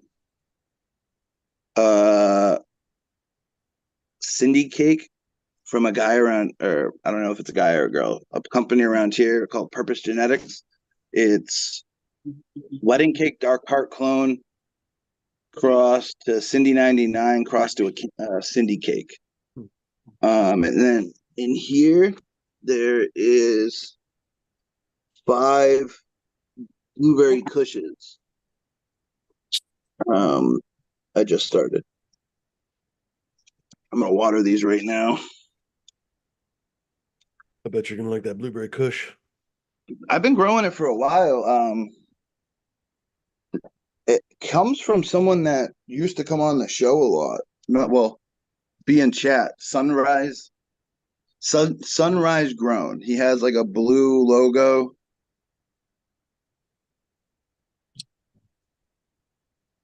I don't remember him. Sunrise Grown. I've grown a lot of them, and they've had crazy berry smell. Right on. And it's blueberry kush. So it's DJ Short's blueberry to OG kush. Be a nice cross. I just got some blueberry muffin crosses from Mr. Beckett. Oh, right on. That blueberry muffin has a really nice aroma and flavor. It's really, really I charming. love it. Yeah. I got some blueberry, just some open pollinated ones, some triangle lemon kush by Blueberry Muffin, and some platinum G by Cherry West by Lime Pop Kush by Sky Jarro. I've had lime pop Kush Cross Jaro, and it's freaking amazing. That's what I'm testing for somebody right now. Over. Oh, it's got to be Mean Gene work. Okay. Yeah, the lime pop is his favorite of the Black Lime Reserve phenotypes. The lime pop, ironically, basically is the same profile that I did for my Lime River Rose, the Kaffir lime that I actually got. I guess it was North Star breeding now that I think about it. And that was Black Lime Reserve crossed to Jack the Ripper. Lovely shit. Anyway, lime pop. I've never had a chance to try that Sky Jarro. Anyway, I guess that's the end of that sentence. I've never tried that. How much longer do you guys want to go, by the way, ladies and gentlemen? The show is conventionally over. You want to keep chatting for a little bit, or you want to bounce out of here? What's the thoughts here? I'd rather sit here and chat, but I actually have to go do yard work. I gotta. we can waste time for you if you want. What about you guys, Jeff and Hardcore? What do you think? By the way, we didn't have a chance to say hello to Hardcore or Jeff. Cheers. I'm good either way. Well, we can go for a little bit longer. I think I'm gonna head out because it is nice and get some more work done. We got shitty weather right here. It's So like we've 50 got degrees and cloudy. we're just gonna have to make a judge. All right, we're gonna go for a few. Somebody else to hop on, or We're gonna compromise. We're gonna cut it right in the middle and go for a little bit longer. How does the grape juice taste? That's a good question. Cake in a Cup says, "How does the grape juice taste?" Well, I got one bowl pack left in here, so let's try. yes, I'll do one more. It's been a good sesh, though. Yeah, thanks. Yeah, man. Cheers, Jeff. Good to see you. Yeah, thanks for coming on, Joel. Hell yeah, it's fun coming on. By the way, good to have him. What were we talking about? Oh, I just interrupted everybody. Go ahead. Or bowl of Third Dimension, and I'm off to work. Right on. Yeah, I nice. grew Third Dimension way back when. It was small, like really bushy, but like crazy resiny. I remember. And it was really good, but it was really bushy. Grape is Like really dead coming back in a dense. big way, isn't it? Like a lot of people are doing grape now. Really close interstitial nodes. Tons of resin. Cake in a Cup says, "Time to go work in the tents. Could easily take a nap." Nap in the tent. That's it. That's what you gotta do. That's the big brain shit right there. Is you nap in the tents. That's it. How does it take a nap go? myself. Boss makes $1, I make a dime. That's why I nap on company time. Fuck, I keep trying to drink this coffee that's been empty for an hour. I get to go take Christmas lights down tomorrow. Who's Christmas lights? I helped this guy set up. He does like a huge Christmas show that like he's raised like $30,000 for the local food shelf and shit over the years. Nice. But it takes a long time to set up and a long time to take down, and a lot of this stuff gets frozen into the ground. So we got to put it up before it freezes and take it down after it thaws. Okay. Makes sense. Yeah, I was like, why in April? But yeah, that makes a lot of sense. Mhm. We tried a month ago, but a lot of it was still frozen in the ground. Too bad. That's very amusing. We can't. It's frozen. Darn. We gotta wait. I've been watching Sopranos again with my friend. We got to that episode where Christopher and Tony Blundetto, that animal Tony Blundetto, have to dig up some corpses in the backyard at Uncle His Burrito's uncle. house or whatever. Anyway, it's up in upstate New York and the ground is frozen and they're trying to hack into the fucking ground. Anyway. Uncle Yeah, Paulie. like he's got to rent a big lift and everything to get some of the big poles out of the ground. That's what your mama said. Nice, Steve. But I basically started doing it 11 years ago now, just because I'm gonna know my way around a ladder and a roof. So it's been fun, even though I'm an atheist or an agnostic. Well, as long as your hands don't burn when you touch the cross. No, that's with vampires.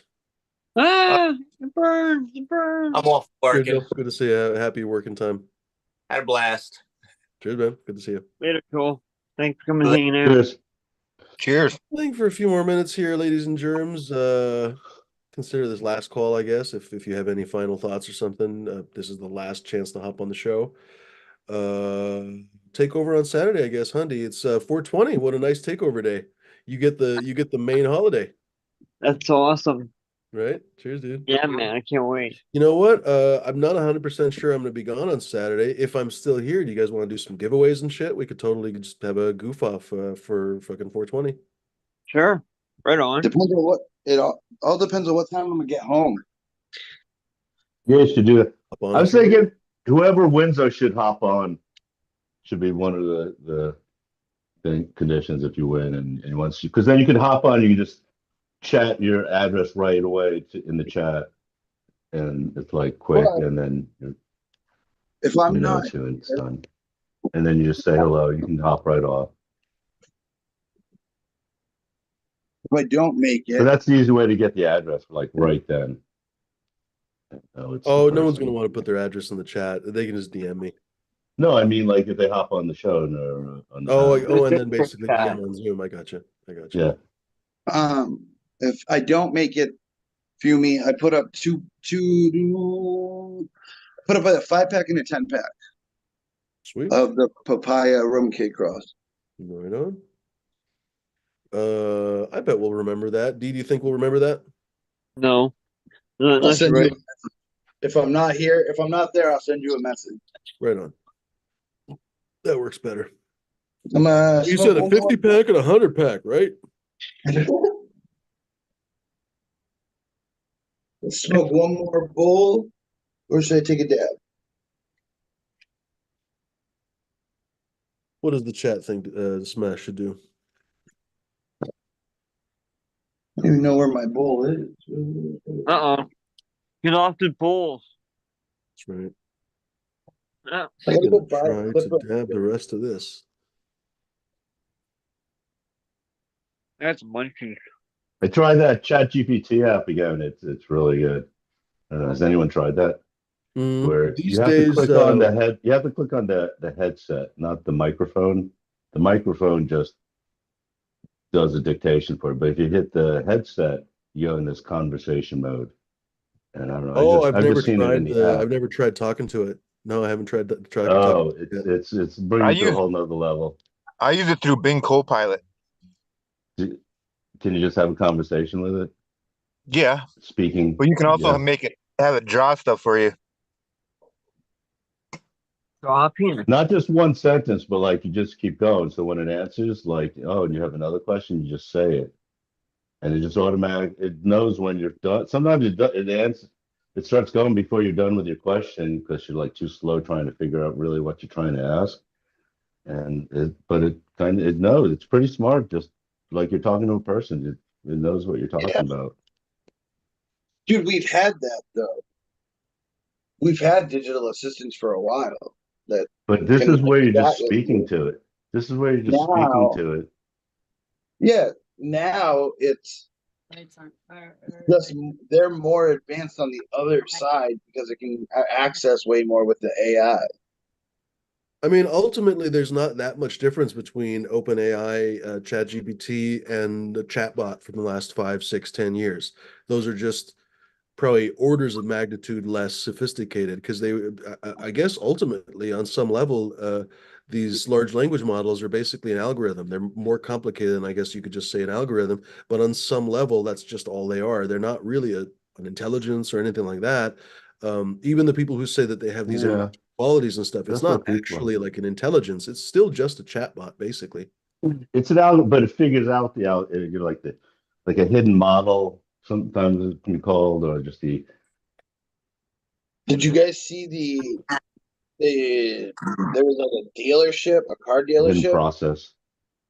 that was using chatbots on their website, and somehow someone got the chatbot to agree to like a $10 sales. Yeah, for like a truck crazy or low something. car, and they had to honor it. Yeah.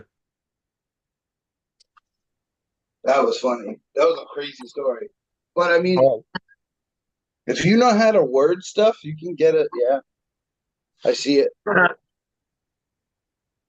there's all sorts of ways to jailbreak them too. Like you tell them that it's the year 2024 or 2030, and we don't have any limitations, or I don't know. I'm fucking. Anyway, give that Chat GPT app a try. I'm wondering if I want to hear other people try it and see what they think. Yeah, I use it through Bing. If you download the Bing app, Yeah, I don't know if that's as good, but maybe it is. It probably is. well, it's still it's and then you use Bing Is it just like Copilot. speaking to someone? You can keep going like for a 20-minute Yep, yeah. There's conversation. different ways to do it too, Yeah, but just speaking like while you're cooking or something. It's the worst name ever. This rosin's It's called pretty high good.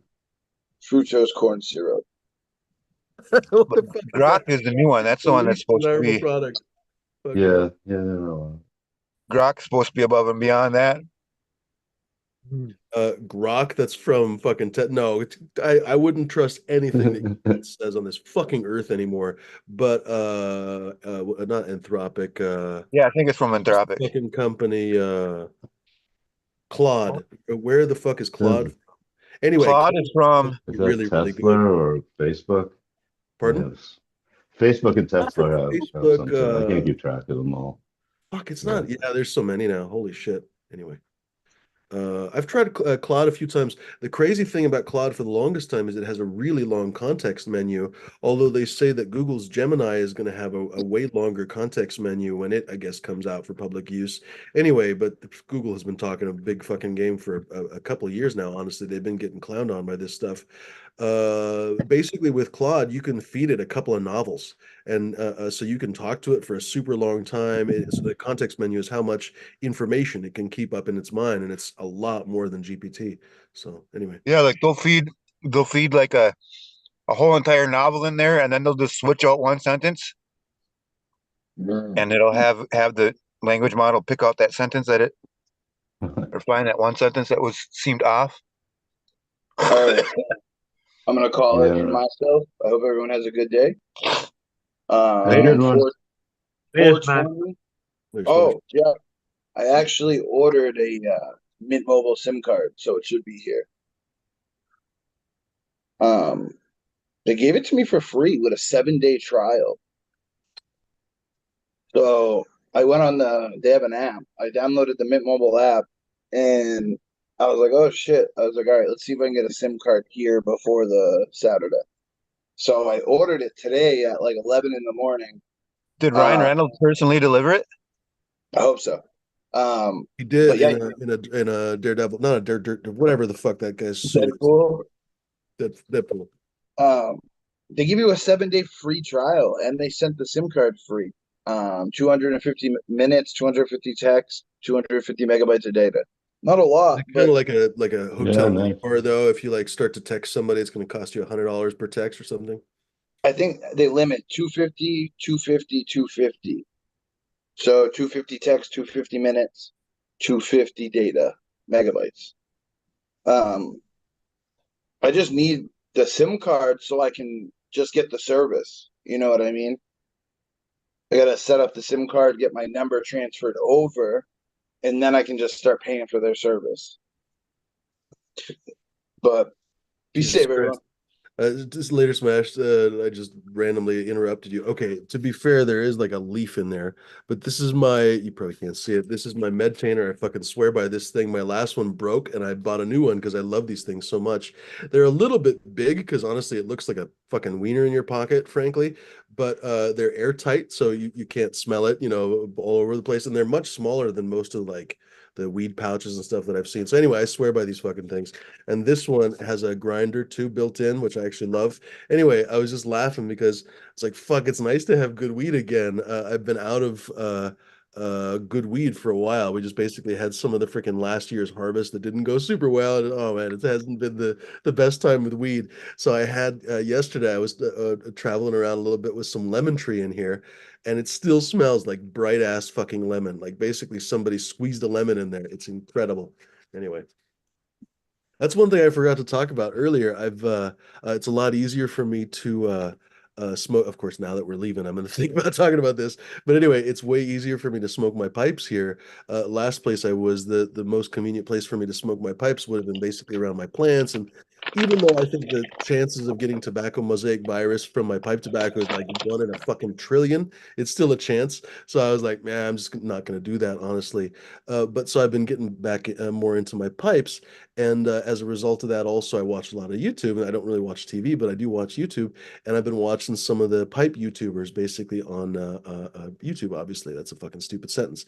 Anyway, watching them talk about some of the tobacco blends and everything else. And it's been really interesting to me because these tobacco blends genuinely are really good. And over here, I have a little stack of some extremely aged tobacco. Like I couldn't buy tobacco like this because I basically bought it many years ago, and it's been slowly like this one literally.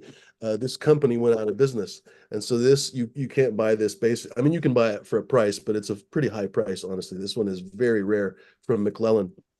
And if I open it up right now, it has this really, really rich taste of ketchup. It's a really fun. In fact, I can just show you. It doesn't hurt to open it. These are Virginia tobaccos, but they've been first. What this company was known, McClellan was known basically for their process, which actually nobody seems to know. Their process of aging created this really ketchupy characteristic to the tobacco. Anyway, I don't have to get into all the details and all the fucking weeds of this, but it's very interesting to me because these tobaccos do have a tremendous amount of flavor and depth and variety, and they age really well, which I think is a very interesting perspective for cannabis, for the future of cannabis in general, how we're potentially going to age things or squish things or press things. There's all kinds of things in cannabis. I'm diverting a little bit, like Perique. Perique is a burley tobacco. It's a type of tobacco. There's burley, Virginia, or Turkish Orientals, and so on, types of tobacco, literally. So kind of like strains of cannabis. They're types of tobacco. Well, burley is a very oily and high nicotine, but low in flavor tobacco. So it's been used in many processes where they ferment, squish, steam, whatever, to essentially induce some flavor. One of those is Black Cavendish, and one of those is Perique. Anyway, I'm going to the fucking weeds here, but it makes me wonder if cannabis is going to be pressed, squished, steamed, blah, blah, blah, to create some of these different characteristics in the future. But I'm also meandering all over the place because despite all these cool varieties of tobacco and all the genuinely different blends that have their own flavors and not really experience because tobacco kind of is one experience, but the different flavors and mouth feels and so on, cannabis clowns on all of that, I guess is where I'm going with that. Like it's kind of funny to me, like a joint of lemon tree is such bright, overwhelming fucking citrus in your face. It's kind of hard to deal with for some people. It really is like a blast of lemonine basically into your face. And then there's, my sour Morgana is this sweet cherry. The sour Morgana 3 is the sweet cherry. The mom is sour cherry.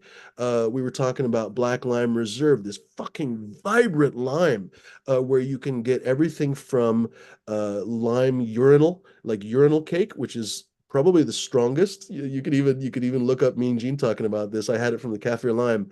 The urinal cake is very strong.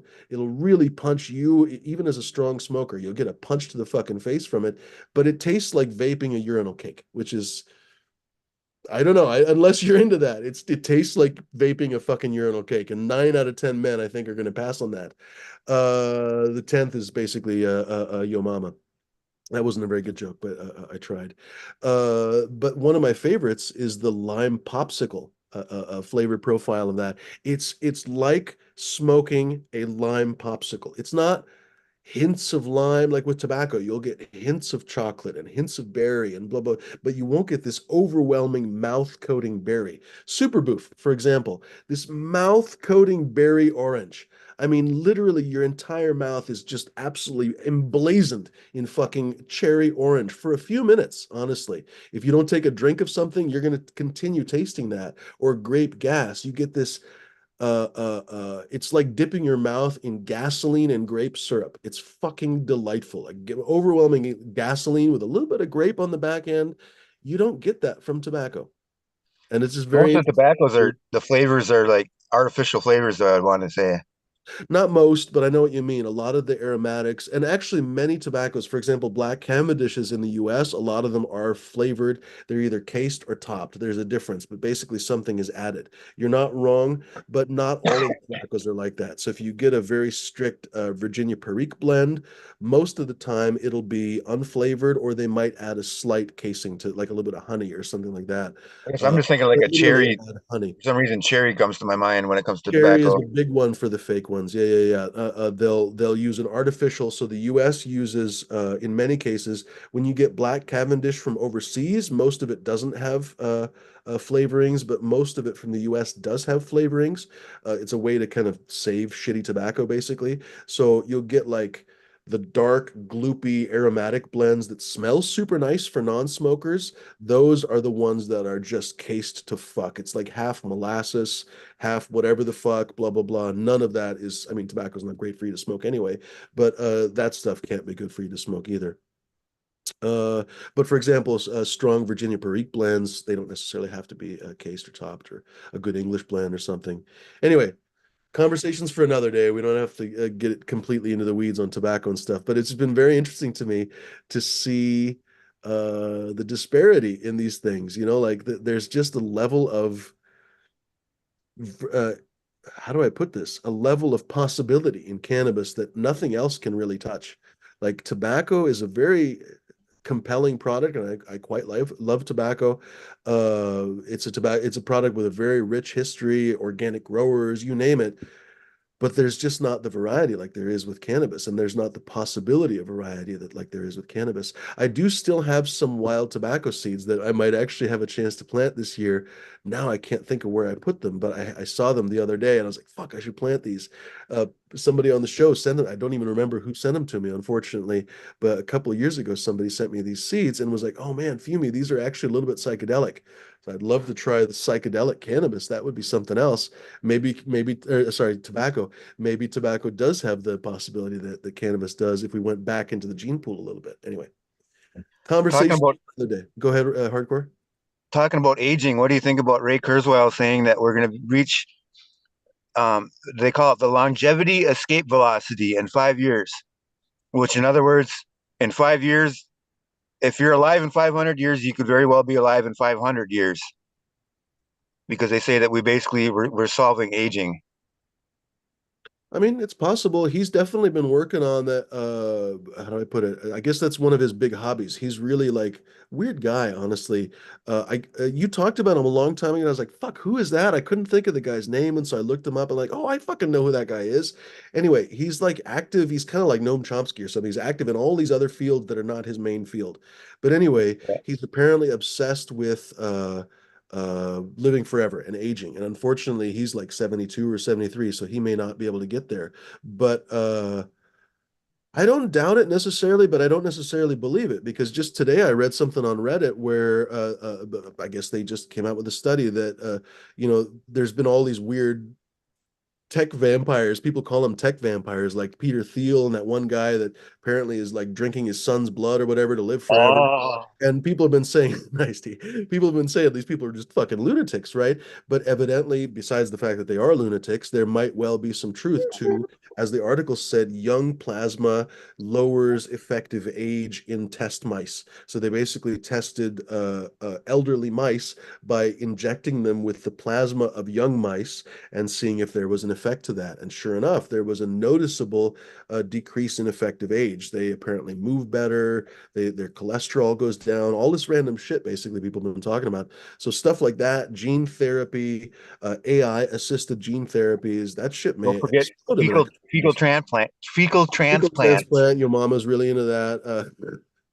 By the way, a friend of mine's a doctor, and she was telling me the most disgusting shit. She was literally, she was like, just so you know, your family members are the best donors of fecal transplants. So I guess lucky me, I don't have any family anymore. But if you ever need a fecal transplant, you're getting shit from your brother or sister or mother because oh. it's the most effective. because you share a genome. Isn't that bizarre? But that literally is what it is. You apparently share genetic information, so your body is more readily likely to accept that competing microbiomes information. I can't remember how my friend put it, but anyway. So you'll. Oh, and by the way, it's served to you as a milkshake. So just so you know, it's served to you as a poo milkshake. There you Oh, I go. thought that they were like they boofed them. They used to, but now they serve them to you as a milkshake apparently because they want to get it up into your upper digestive tract. Nice. So yeah, you can really savor the flavor. Just so Human save the flavor nice. that's it. That's it. Cheers, guys. Good to see everyone. Fun show in the end, even if we did talk about poo. Ladies and I'll hop off on that gentlemen, note then. I knew you'd enjoy it. Cheers, On the, hard. I'll hop off on the brown note. Good to see you, hardcore. Jeff, you've said goodbye a couple times. We'll let you say goodbye again. Okay. Have a good afternoon, everybody. Fumi, everybody in chat, and talk to you next time. Cheers, buddy. Good to see you. Thanks. Later, Jeff. Later, D. What's the good news from you, my friend? Well, thanks everybody for watching, and as always, thank you to Freemador for doing this shit all the time and putting up with our shenanigans. Tune in Saturdays as there will be a takeover, and it is the 420 special takeover on the zombie. On what the zombie takeover, that's what I'm trying to say. I hope everyone has a great day. Cheers, peace and love, peace and love.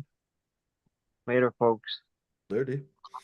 What was I going to say? If I'm still here on Saturday, that's not a guarantee. We'll try to do some. Well, even if I'm not, I'll just tell D that we're doing some giveaways or something, and we'll give out some seeds. Smash was going to throw down. If you guys, if anyone listening in would like to give some seeds away or whatever, we can legally give away. Obviously, I'm not going to give away illegal shit on the show. But if we can give away, I don't know, posters, stickers, whatever, that's fine. You can drop ship them if you want. You don't have to ship them to me. I don't know. We can figure it out. If you have anything you'd like to give away, let me know. You get a TV, you get it. I'm fucking joking. Okay, fuck was I gonna say? Oh, you know what? Very important to say. Good that you're still here, D. Next week and probably the week after, I'm basically gonna be traveling and I'm not gonna have like a hardline internet connection. So I don't know. You guys want to do? I might be available because maybe I can just call in on my phone, but I don't know yet because in the past where I'm going, the reception has been kind of terrible. Don't know if I can do shows really. Do you want to do takeovers? Do you want to take a couple of weeks off? Do you want to play it by ear? What do you want to do? You'll play it by ear. See what happens. Alrighty, we'll do that. You heard it here first, ladies and gentlemen. All things are possible. Good to see it.